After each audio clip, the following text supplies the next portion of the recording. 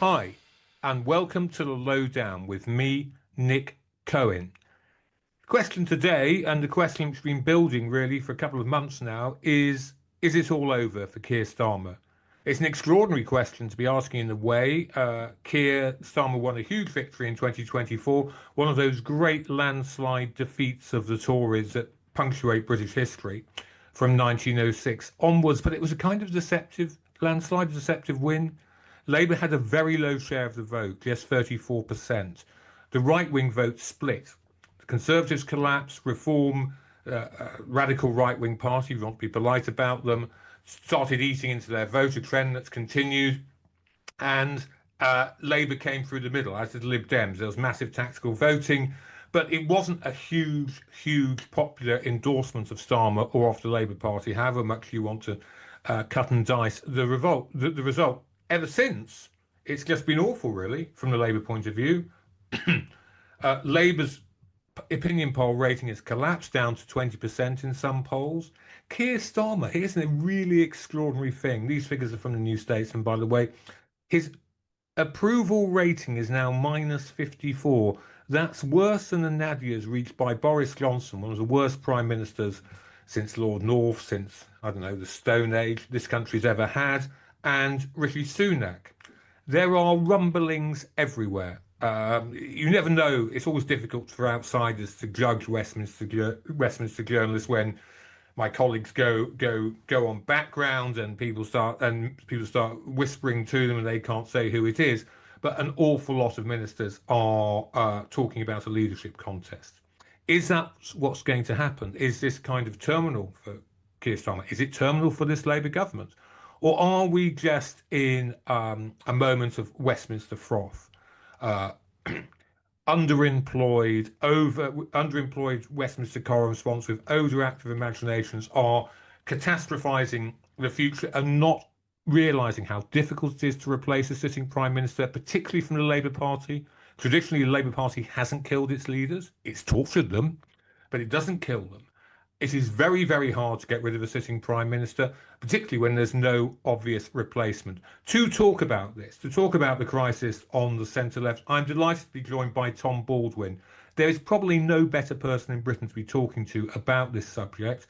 He was the Labour Party's communications director under Ed Miliband from 2010 to 2015. Forgive me. He helped lead the sadly doomed campaign to try to save this country by keeping us in the EU. But he's also a journalist. He's worked on the Times. And for the purposes of this conversation, he is the author of Keir Starmer, the biography, now out in paperback, updated. I've just read the new updated edition. It's brilliant. And Tom, thank you so much for coming on. Welcome to the Lowdown. Hi, thanks for having me. I'm not sure I can live up to that billing, but I'll do my best. Yeah. Well, obviously, I'm really hoping you will. Well, let's just keep it simple to start off with. Is it all over for Starmer? No, I mean, look, it's definitely wobbly, and there are all kinds of problems that he's already encountered, and probably more problems coming down the track. I do think it's premature to talk about him going. I think he is still master of his own destiny. But how he masters that destiny and what he does in the next few weeks and months, I think will be fairly critical. So when you say the next few weeks and months, do you have some kind of, no one can see the future, obviously, but saying between now and Christmas, something's got to change, his position has to improve? No, I'm not going to sort of say, yeah, if he hasn't done this or that by Christmas, he's out by Christmas. No, I don't think that's right. I think there are some significant big moments coming down the track. There's the budget in November. There's the party conference next week, which I think will be very important to him. You've got local elections and elections for the Scottish and Welsh devolved assemblies in May. All these things present massive challenges. That's just what he's got in the diary. And they're the sort of known unknowns. There's also the unknown unknowns, and what we've seen over the last year, whether it's Trump and Ukraine, or what's happening, this unfolding horror of Gaza, or the huge difficulty being faced by the economy, these events are the things that really rock governments. But he still has a vast majority. He still has, I think, the advantage in that there's no obvious successor in Parliament to replace him. And I think he still has an opportunity to build on what he's done. And he doesn't always get credit for some of the things, that the good things this government has done, create a better story around them, and put right some of the mistakes he's made. Well, his majority, I think the majority in 2024 was 410. I think there've been some expulsions, some losses. It's down to 400 MPs, not majority, sorry, the number of MPs. But you've got 400 MPs. A lot of them were very small majorities, because one of the peculiarities of running first past the post with our crazy and disintegrating political system, with new parties springing up everywhere and small parties doing well, is you can win a parliamentary seat now on a very low percentage of the vote. I mean, do you see Labour MPs starting to panic? Well, I mean, one of the functions of having run such a brilliant campaign and electing so many Labour MPs on a relatively small share of the vote is you've actually got a lot of Labour MPs who are immediately looking over their shoulders, whether it's Liberal Democrats, Greens, Reform, or Conservatives, or whoever. In Scotland, it's the SNP. In Wales, it's Plaid Cymru. So there's multiple fronts they're fighting on, but you have almost sort of hardwired in anxiety to the Parliamentary Labour Party by winning in the way that they did. You know Keir Starmer well. I mean, your biography, which is, I should add, I mean, I don't throw praise around lightly for political books. There's a lot of very workmanlike stuff. It's a brilliant biography. It's really, really, you get to understand the man. But it's not an authorised biography, but it's an authoritative biography. You wrote it with a lot of cooperation from Starmer, from his family. I mean, how is he bearing up? No, I think he's got big reserves of resilience. That I think he's always had that. He talks about how he always channels his mum, who was very disabled and was always in pain when he was growing up, and thinks about her sort of taking one step forward in pain, another step forward through pain. And he always sort of says to himself, so if she can do that, if she could have done that, I can do this. And I think that sort of sets him apart from some politicians who haven't always encountered difficulty in their lives before. I think his default mode is almost to find things tough and things to be overcome. And so he's got that. I think he's tough. What I think he hasn't done enough is show the other side of his character, his values and who he is. I think it's one of the paradoxes about him, many paradoxes about him, is that in many ways he's more ordinary and everyday and down to earth than almost any politician I know. And yet, more than most politicians, he seems remote and out of touch. And in my book, I explore why that is. I think it's partly because he wants to protect that bit of him which has still got a connection to his real life, whether it's through his family, his friends, even sort of playing football or going to watch football. He doesn't want to turn everything into a political prop. The trouble is that people then don't see it. They just see this man in a suit standing outside Downing Street. He faces, I mean, it was his choice to go into politics, his choice to be Prime Minister, and even old hacks like us, Tom, who've seen quite a bit, I am just astonished at the level of hatred in Britain at the moment. He gets it from the left in a sense about Gaza, as if Britain is complicit in genocide, which is just ridiculous. We sanctioning ministers, we're recognising a Palestinian state, we're blocking arms. It's just mad. But that's the way it is. The right of politics, I have never seen the respectable right, if you like, embrace violence or excuse violence as much as they know. And they are focused on their hatred of Starmer as well. I mean, you can see it with their campaigns for people who quite clearly, just before riots began, said burn asylum seekers alive in their hotels for all I care. You can see it in the way when Elon Musk was in London he wasn't in London, but there was a far-right demonstration led by Tommy Robinson, a football thug, a jailbird. Elon Musk, the world's richest man, beams into it and starts inciting violence, saying you've got to get ready to take violent action against your government because it means violence to you. This is This is calls for insurrection from the right, and you don't get Kemi Badenoch denouncing it. You don't get the Daily Telegraph and all these apparently respectable organs of the right, because they're losing it as well. And in the middle is Starmer. It must be hard having that kind of ferocity directed at you.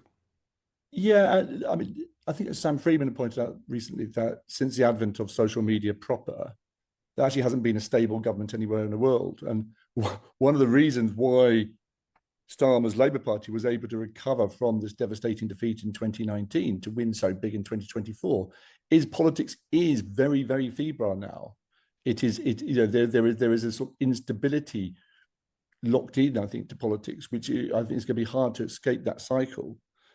What Starmer wanted to do, what he hasn't achieved, is try and take that sort of cycle of chaos out of politics a bit more. He wanted to be the sort of stable representative of that sort of decent, moderate, tolerant majority in the country, which don't have to, aren't screaming, paedophile, predator, enabler to each other over breakfast on social media.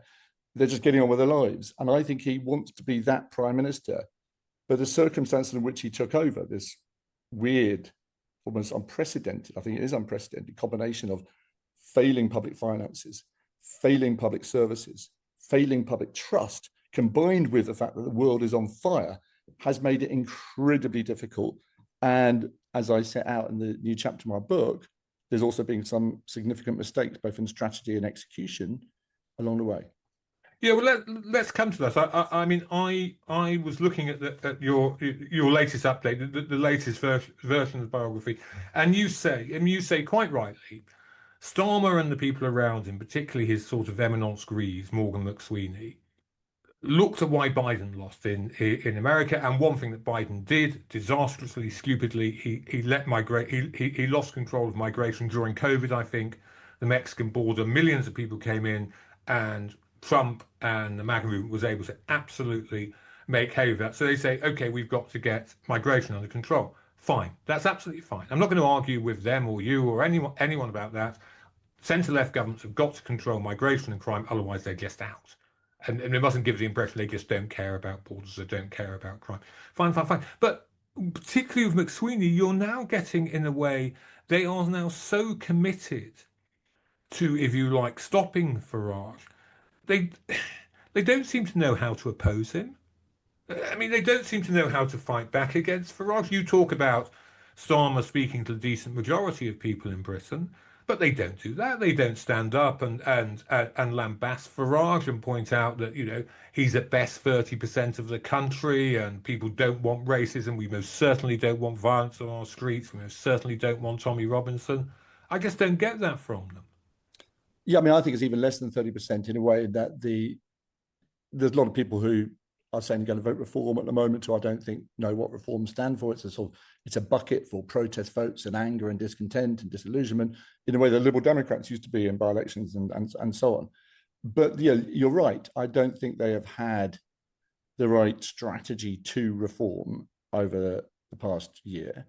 I think at times the criticism that they were sort of chasing after votes that Labour are losing to reform harder than worrying about the votes they were losing to progressive parties is a valid one. I mean, if you dig into any opinion poll, I was looking at some YouGov figures the other day, and the British election study have also shown this. Of Labour's 2024 vote, 9% of that has gone to reform. But by a margin of 3-1, Labour is shedding far more votes to progressive parties, the Liberal Democrats, the Greens, arguably the SNP and Plaid Cymru, if you call them progressive parties, in Scotland and Wales, potentially Jeremy Corbyn's party. 30% of Labour's 2024 vote has gone that way. And that is because I think people are seeing Labour government, which isn't always doing Labour things, like they kind of, or it's projecting things in a non-Labour way. Rob Ford, the pollsters, described what Labour's doing this summer on immigration was a bit like saying Nigel Farage is right, please don't vote for him. And I think you do have to tell an identifiably Labour story about Labour values if you're going to hold together that progressive Labour coalition, which absolutely must include working class voters in the red wall, but you can't take Remainer middle class graduates for granted either, because at the moment they're going elsewhere. Oh yeah, oh yeah. Do you know McSweeney? Yeah, yeah. I think he's an incredibly bright, really interesting and highly capable person who's achieved a great deal for both Keir Starmer and the Labour Party. I think there's far too much written about him and far too much obsession with what Morgan McSweeney thinks rather than what Keir Starmer thinks. There's far too many columns which talk about McSweeney this or McSweeney that. I don't think it's helpful to him. It's certainly not helpful to Keir Starmer. And I think, in the end, advisors advise and ministers, particularly prime ministers, decide. And I think it's a function of partly the way our media is set up at the moment, which we always elevate the advisors who talk to journalists. And, we've all done it. But at the moment, the narrative is something quite weird that Morgan McSweeney is the real prime minister, even though most people in the country wouldn't even recognise him if you're standing at a bus stop, even if he's climbing up it. He's not elected. And Keir Starmer is just a sort of wooden instrument of his genius. Now, that is not the case. It's not what Morgan McSweeney is trying to say, but it's, well, hold on, Tom. Hold on, it's really unhelpful. Hold on, Tom. Sorry, I'm sorry to interrupt. But actually, it is what he's trying to say, because there was a book that came out by Patrick Maguire of the Times, and I think it was, they must forgive me if I got this wrong. Gable Pogrom, yeah. Of the Sunday Times. And they did an account of how Keir Starmer won the 2024 election, except you read it, and Keir Starmer's barely mentioned, and it's all how brilliant Morgan McSweeney is, because he had briefed them on the book, and how he was the great advisor, and poor old Keir Starmer was like someone pretending to drive a driverless train. It was really McSweeney behind it. So, I mean, it's not just journalists. Everyone likes to blame journalists, as we both know, but it's not just journalists. It's McSweeney pushing this story as well. I mean, don't know whether it's Morgan McSweeney himself or people around him, or all these books tend to reflect the people that they've spoken to. And Keir Starmer didn't cooperate with that book, and other people did. And so inevitably it elevates up the people who do cooperate with the book.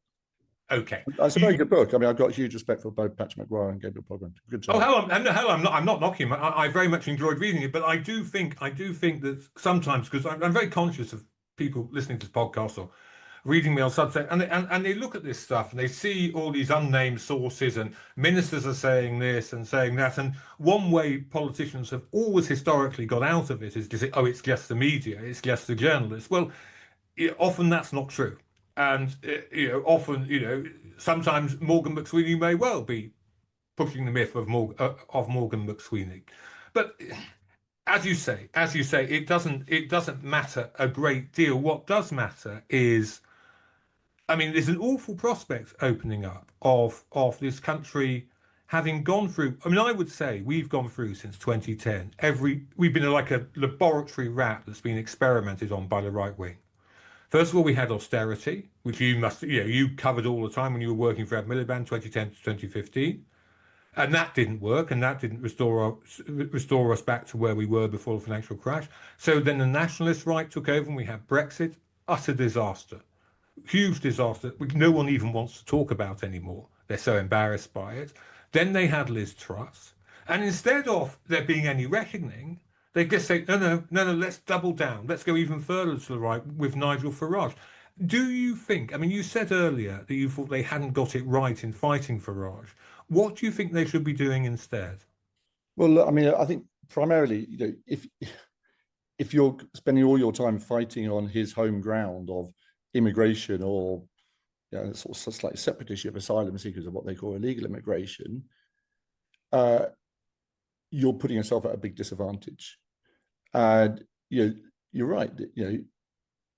The boats crossing the channel of often desperate people risking their lives across the channel is a problem. So the problem has existed since 2018. But even now, it accounts for barely 4% of total immigration. Polls say that people think it's more than half of total immigration. So one of the, I think, tricks that's been pulled on the British people is to switch attention from a Brexit promise, which they would take back control. It was all about immigration, remember Brexit. And what's happened since is immigration's trebled, even quadrupled. And rather than sort of say, oh yeah, we screwed up there, they've switched attention to what's now called illegal immigration, as if it's some sort of existential crisis. Now it's a problem. It's a real problem. I think any state needs to show that it can control its borders. But the idea that this is the defining crisis of our times, that this, our whole way of life is under threat from it, is hokum.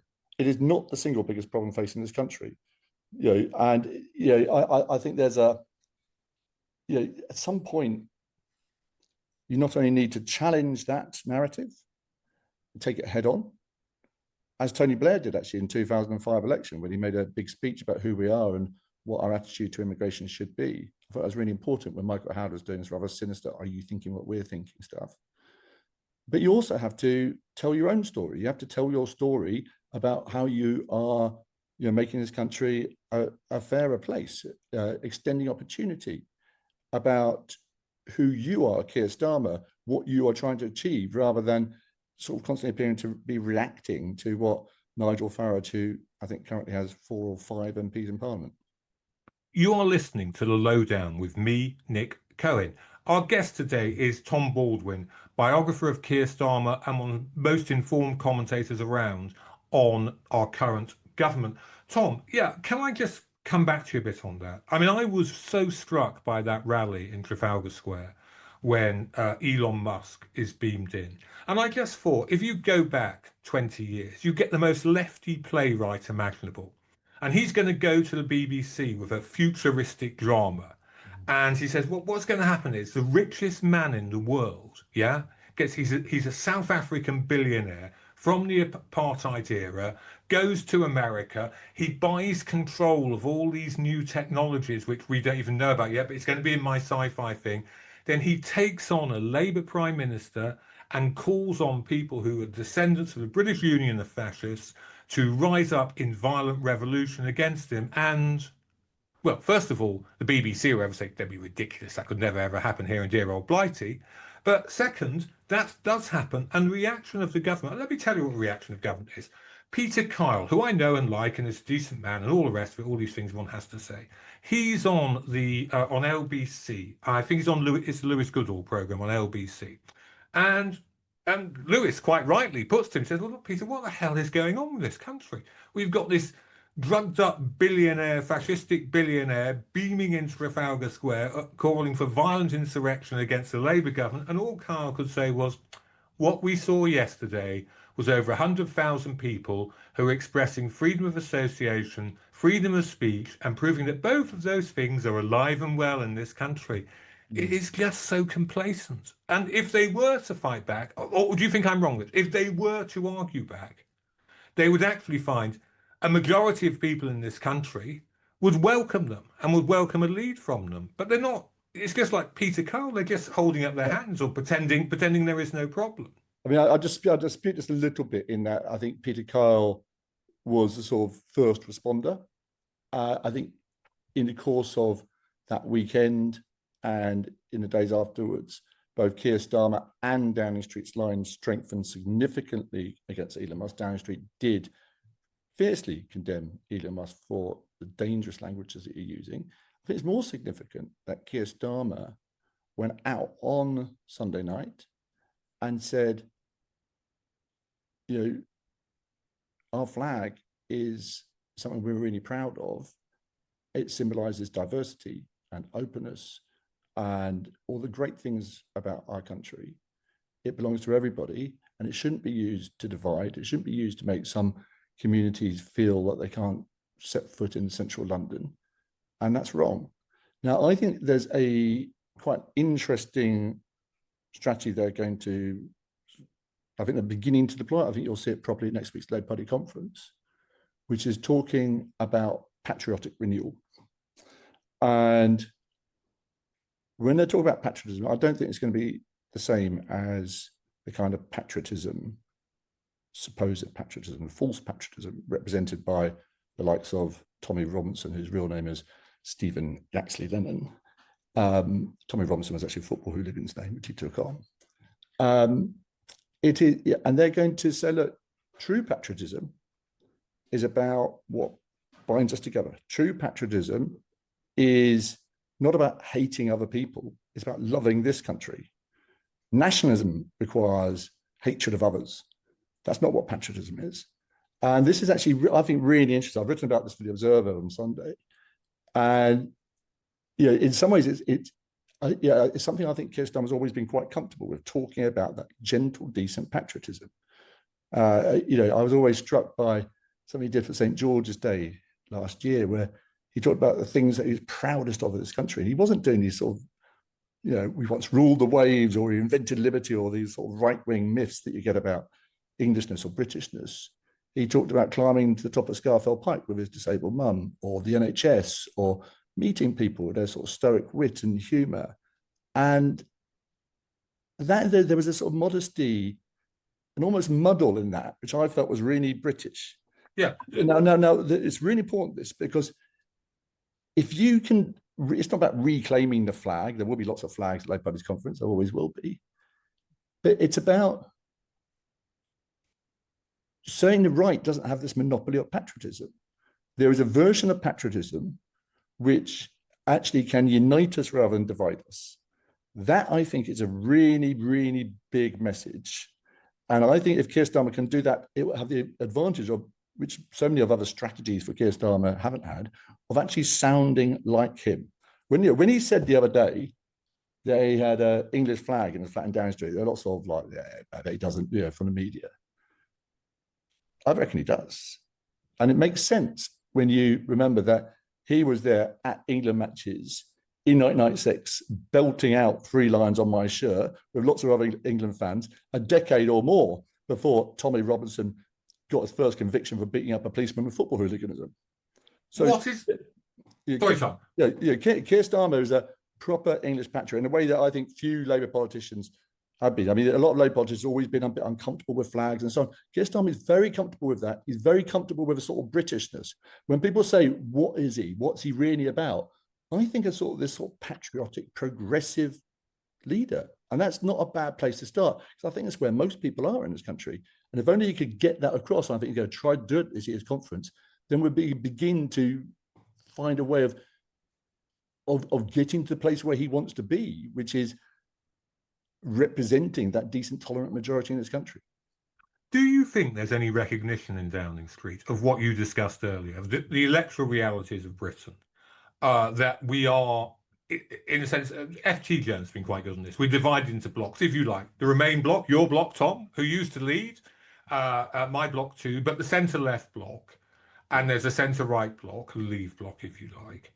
And if the vote of one of them splits, then the other just wins the election. Now, the right wing has split in Britain. For the first time ever, really. The Conservative Party is not just faced with a few tiny neo-fascist parties off to its right. It is faced by a big, radical right-wing party of the type that's sweeping the Western world. But it's like the left has said, for the first time ever in English history, British history, forgive me, or English history, going back, before the Act of Union, there's a split on the right. And this ought to allow 10, 15, 20 years of centre-left rule. It's absolutely disastrous. But it's if the left has said, hold my beer. You Tories, you think you know how to split. You don't know anything. Watch us do it. Watch us. And now we've got Labour apparently unconcerned about losing votes, people to the left, and going on with all this blue Labour nonsense and what have you. The Lib Dems picking up a lot of Labour votes. The Greens with a new, quite charismatic leader, from what I can see. The Corbyn party, if it ever happens, well, maybe it will, maybe it won't. But if it does, it's got Muslim working class votes, people furious about Gaza. That's a good bedrock in a lot of constituencies. And as you said, the SNP in Scotland and Plaid Cymru in Wales. And in those circumstances, Labour is going to have to at the next election. And this is why I think, whether people think are being unfair to Morgan McSween and he's not the caricature that appears in the press, where he's making a huge strategic mistake, is he is not realising, and Starmer isn't realising, that they have got to go out at the next election, all those Labour MPs, the tiny majority, and say to people, look, you know what, I know you want to vote Green. I know you want to vote Lib Dem, but come on, we've got to stop the extreme right in Britain. And look, Labour's given you this, this, and this. From a centre-left perspective, we've given you renters' rights, we've given you more homes, we've given you Ed Miliband and all his green policies. Nothing like that is coming out of the Labour Party. Yeah, so I mean, yeah, there's a sort of sea of bullet points, aren't there? Yeah, you've got these missions and you've got these measurable milestones, you've got these foundations, and it often feels there's nothing to connect them. I only think the missing ingredient, which can join those dots, if you like, is values. And I don't think they've told a story of values nearly enough. That's not the same as vision.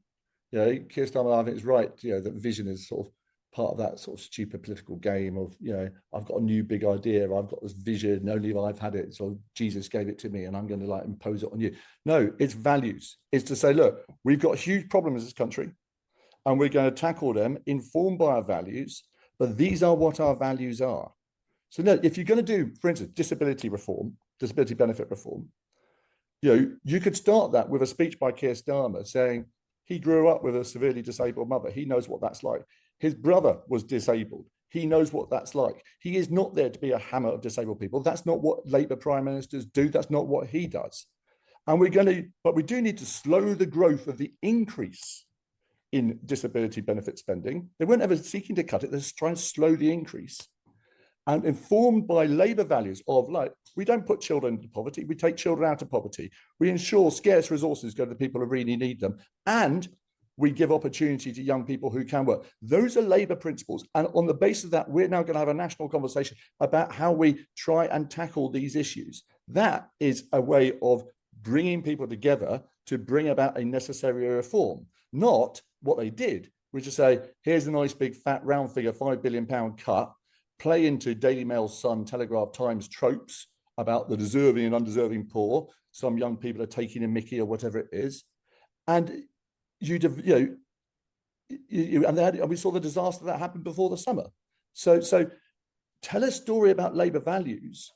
Don't just give us bullet points. Don't dress progressive policies that you're doing up as if they're scarily aimed at sort of pleasing, you know, Sun leader writers. Be confident about who you are, be confident about your values, and tell a Labour story. Can Keir Starmer do that? Yes, and I hope that what we're going to see at this year's party conference is more of that. I think this idea of patriotic national renewal is really interesting. I mean, it's not, you know, it's 3-word slogans. I don't think it's a slogan for the conference, but I 3-word slogans go, it's not exactly going to trip off the tongue, but unpick it. Patriotic. That is recognizing that we can't just fight reform on Labour's usual grounds of sort of economic and social policy. There is a cultural battle as one of identity, but we can tell a better story of Britain's identity to theirs. It's not the same story. It's a different, more inclusive, gentler version of patriotism than theirs. National renewal, I think, is really important because it's self-consciously an offer about the future. It's not some sepia tinted restoration of the past. It's not some like we're going to like be back ruling the waves like Boris Johnson pretended, or we're the country invented liberty, so we don't need to be members of the ECHR, all this nonsense. It's a future offer. And therefore, yeah, you can talk about young people and spreading opportunity if you're doing welfare reform, because Labour always wins when it captures the future. So I think patriotic national renewal is a much, much better place as a frame for where they need to be than the one they've been in for the last year. You are listening to The Lowdown with me, Nick Cohen. Our guest is Tom Baldwin, author of Keir Starmer, the biography, massively well connected with the Labour Party, with today's rulers in Westminster, and possibly the best person we can have to discuss the question of, is it all over? Because Tom, what do you make of? It's very hard for outsiders to tell. I mean, once again, I'm very, very conscious of people listening to political correspondence or reading the papers and thinking, well, how much this can I believe? Can I just ask you about potential challenges? I mean, do you think a potential challenge from Wes Streeting is likely? No, and I think that, you know, should a vacancy emerge, I wouldn't be surprised if Wes Streeting was a candidate. But that would require, I think, Keir Starmer to go. Now, the more interesting question, and it is one which is being talked about, is Andy Burnham, the so-called King of the North, who is now beginning to resemble the Prince across the water. And the question is whether he can cross that back into Parliament, because there's a series of hypotheticals. If Andy Burnham decided to seek a seat, would he get selected? Would the NEC allow him to stand in the seat? Would he then win a by-election? Would he then, if he got to Parliament, find, if he was so inclined, the names of 80 MPs ready to nominate him for the leadership and a challenge to Keir Starmer? All these things are a lot of ifs. And the way, as you know, Nick, the way the media works, they jump ahead themselves, where, you get Andy Burnham not entirely ruling out the entire possibility he might one day want to become an MP again. And it just becomes a matter of when. And we're not in the territory of when, we're in the territory of multiple ifs at the moment. Yeah, and it might be too early for him in a way. I mean, I'm from Manchester, and I should say every time I go back to see my family, friends, they all think Andy Burnham's great. It's not, there is a great job. Yeah, I like it. Yeah, there's a reason why when he has done repeatedly, says you're not going in hard enough. Or from Liz Truss onwards, he's been saying that on the right, which I agree. I think, you talk about progressive patriotism. From a patriotic point of view, the right, since 2010, has been an absolute unpatriotic disaster for this country. And it is a failure of the centre left. I don't just mean Keir, I mean everyone, Corbyn, the whole works, to just absolutely, nail that down. The way the 1930s generation of leftists nailed down the guilty men of the Chamberlain government. Liz Truss, maybe they've done for her, but not for Johnson, not for Brexit, not for Osborne, not for Cameron. And so when Andy starts talking like that, an awful lot of people in the Labour Party listen to him, I think. But as you say, there is an awful. It's just, you can't really game it out for him getting there, can you? Well, yeah, I mean, you can, but it requires a series of hypotheticals become real, and so it's not happening yet, and that's why I say Keir Starmer is still master of his own destiny. And I mean, the only thing I'd sort of just say lightly on this, it's a bit like what's happening with Ed Davey at the moment. It's really easy for Ed Davey to say, yeah, we should be speaking out more about Donald Trump, and like, I'm not going to Donald Trump's dinner, and and there's lots of people nod along and go, yes, God, why can't Keir Starmer do that? I just sort of say, if you are trying to say the jobs of thousands of car workers in the West Midlands, the relationship that Keir Starmer's formed with Donald Trump is good news, because he got that deal, whereas others wouldn't have done, and other countries in Europe haven't done. If you are Keir Starmer, who, informed by his progressive values, wants to protect liberal democracy in Europe and defend Ukraine, he knows that Europe can't do that without some basic security guarantees from America, and so you need to form a relationship with Donald Trump.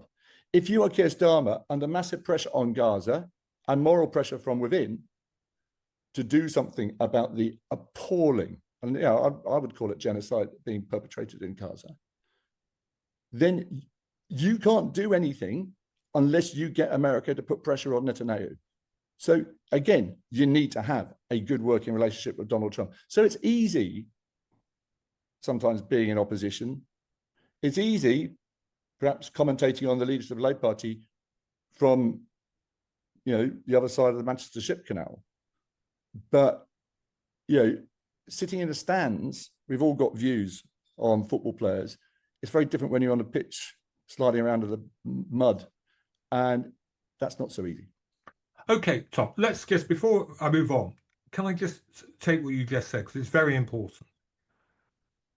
Come the next election, or come now, Keir Starmer talking to Trump about Gaza and about Putin. From politically, I mean, we've got it from the point of view of people poor people in Gaza, from the point of view of poor people in Ukraine. But politically, he's got to show he's getting some results from that. He's got to show. I mean, I genuinely cannot see Trump pulling the plug on Netanyahu. And nothing. Trump's not coming out with meetings with Keir Starmer and saying, oh, okay, enough of this senseless killing.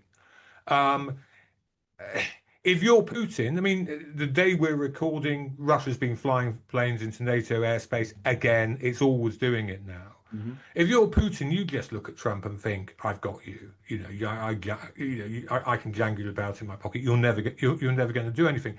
Now, these obviously have great geopolitical consequences, and he's asking too much of Keir Starmer to say he's just going to have to make him radically change his policies. But going back to my scenario where Labour Party MPs, to keep out the far right in Britain, are going to have to say to voters, look, we've done this. And you may not like everything about us, and they can give your speech, which was a fine speech about it's all very easy to sit up in the sit in the stalls, but it's the people who are actually doing the action have to make decisions, and that's really hard. And I think a lot of people appreciate that. But he's going to have to show that his relationship with Trump hasn't all been a waste of time, isn't he? So I don't think the car workers at Jaguar Land Rover would say his relationship with Trump is a waste of time. I think that's I think you do have to bear that in mind. And I'm sitting in North London, and I'm not a West Midlands car worker, and I think we do have to caution ourselves sometimes on that. I think Keir Starmer's done lots of things on Gaza, which the last Tory government would have done. And you mentioned some at the beginning of the program. Saying that Netanyahu can be tried at the ICC, taking sanctions against ministers in his regime, stopping all but those arms sales which would actually damage Ukraine, saying he'd recognize a Palestinian state. Those are actions, not words. And I do sometimes wonder whether what people really want is just more posture, because that's the kind of politics we have now. It's social media is all posture. But if you actually want to make progress, even in the most difficult circumstances, even when the prospects look dim, you have to kind of roll your sleeves up and talk to someone like Donald Trump in a respectful, polite way. And from where we were in February, March, where it looked like Donald Trump was going to pull the plug on Ukraine, and Putin, you can just do whatever you want. And I think we have made progress in Ukraine, and that's partly because Keir Starmer and Emmanuel Macron and other leaders around Europe have persevered and pushed him. And Trump's in a different position now with Putin. It's not perfect; it's a long way from perfect, but it's better than it was. And politics is always a choice between better or worse. And I happen to believe that if Keir Starmer had done what some people want him to do, which is denounce Donald Trump as a great big orange fascist, and we're not going to talk to you, and why would I want to meet you, and you're not going to come to this country, I think the situation, not just for British car workers, but I think the situation for Ukraine, for the prospects of upholding liberal democracy in Europe, would be worse. I think there would be even more remote chances of getting justice for the Palestinian people. And there is a reason why we engage with the most powerful country in the world and our traditionally our closest ally, because we can't do things on our own. And that's surely the great internationalist lesson that we all learn on the left, that, individual countries facing huge global challenges, whether it's climate change, technology, refugees, you have to work with each other. And I'm all in favor of him talking to Trump. I'm all in favor of him meeting the Israeli president, as he did the other day, to much criticism from the left, because there's no votes in it for him. There's nothing in it for Keir Starmer other than the fact that he does believe ultimately you have to have a negotiated settlement in the Middle East. And that means at some point we have to be talking to the Israelis. When you say this, Tom, you make his pragmatism sound very attractive. And I'm sure it'll be attractive. It's informed by values. It's not just real politics. Yeah. Fine. Yeah. Why can't he get that over to people? Why is it still his, net approval ratings as bad as Johnson and Sunak? Why can't he get over that, pragmatism informed by values? And I'm listening to you talk, and I don't think you've been brainwashed, or you're being a giddy romantic, or this is all just fantasy. It's a perfectly accurate description of a lot of what Starmer does in government. Why can't he convey that? Is that his problem? Um, I may be in danger of doing what I just criticise others for, which is sort of make it sound easy while I pontificate from the stand about what players are doing on the pitch. And look, government is hard. Government is serious business. And commentators like you and me can say all kinds of stuff and it has no consequence. So, yeah, I wouldn't know how to start doing his job, and I wouldn't tell him how to do his job. What I do think is there's some peculiarities about him, which is the best and the worst of him in a way. In that, I talked about the paradoxes before. The weird thing is his authenticity, which was genuinely there. It's like, he really, I think he understands this country more than this country understands him. He doesn't let people see, because then it become inauthentic. He doesn't want to let people see the actual very intense emotions he feels. I mean, I describe in the book how he kept secret the fact that his brother was dying of cancer for 2 years. And I knew about it. He asked me not to put it in. I didn't put it in, into the early edition because I respected, his private thing. But in that time, for a Labour election campaign, after entered Downing Street, he was travelling up on his own to visit Nick in hospital. When Nick died, he was meant to go on holiday, went back up to Leeds again. Then a couple of weeks later, he came back, went back up to Leeds, and was on his hands and knees scrubbing out the back of his toilet because he didn't want anyone else to see it. And that is not a cold, technocratic man. That is someone with very, very intense feelings. And it's almost like, occasionally you see the lid rattle a little bit, but then he tightens the lid back down again because he doesn't want to be that performative politician. The person he most despises in politics, Boris Johnson, just a show-off, bullshitter, all performance, no substance. He wants to be judged on deeds, not words. He wants to be judged by outcomes. And, let's be honest, if he started getting some good outcomes, things would start looking better. He thinks he's done a lot of the spade work to begin to get better outcomes, and you're beginning to see changes in the NHS. There's you're beginning, the planning laws going through will mean more houses built. He's doing lots of spade work to get a coalition of willing going with Ukraine. He's doing lots of spade work in conjunction with other European countries to try and get a Middle East peace process going. This is unglamorous work, which you can't really shout about. It's not, it doesn't help to shout out about it, but it ultimately will deliver more progressive outcomes. So, if I had a choice between a brilliant, charismatic, performing leader of the Labour Party who would wow everybody, but wasn't really interested in getting anything done, or someone who's primarily motivated by getting things done and not very interested in performance, I know which one I would pick anytime. There's also the point, Tom, I often say this, the graveyards of Westminster are filled with men who underestimated Keir Starmer. It is, the Labour left, the Corbynistas, they all thought they controlled them. Three prime ministers. Truss, Johnson, I forget the other one, Sunak. A massive, it's perhaps a little early to write his obituary. Look, definitely. And he said to me, doesn't really mind it when, commentators are writing him off because they're just making the same mistake they've always made in the past. Same mistake they made when, he went to Leeds University, he didn't know the difference between a barrister and a solicitor, and he studied law. And then he turned out to be one of the best lawyers of his generation. So don't underestimate him. Don't underestimate his resilience. Don't underestimate his values. The only thing I think, where I sort of genuinely criticize him of his performance over the past year in particular, is we haven't seen those values. We haven't had that connecting story. And politics is, the art of competing storytelling. And it's not just about bullet points and delivery. There has to be a story that unites it. And maybe progressive renewal is it. I'm not 100% convinced. It's an ugly phrase.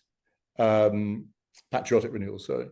But I think they're facing in the right direction at the moment. And that's, it's not always the overall share price that matters, it's the direction of the share price.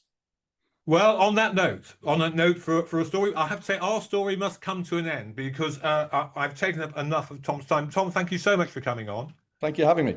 Yeah, it's been brilliant. And I should say your book, Keir Starmer, the biography, fully updated in the shops on online now. It really is well worth reading. If you like this podcast, talking of things that are well worth reading, well worth listening to, I should say, please give us a nice rating or a nice review on Apple or whatever app you listen to us on. It helps push us up the table and gets more people listening to it. If you like my writing, you can read me at Nick Cohen, writing from London on Substack.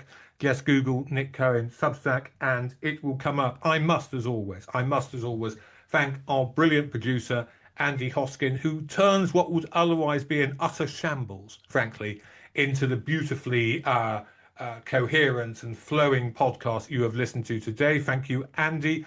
All it remains for me to do now is to thank you so much for listening, and until next time, goodbye.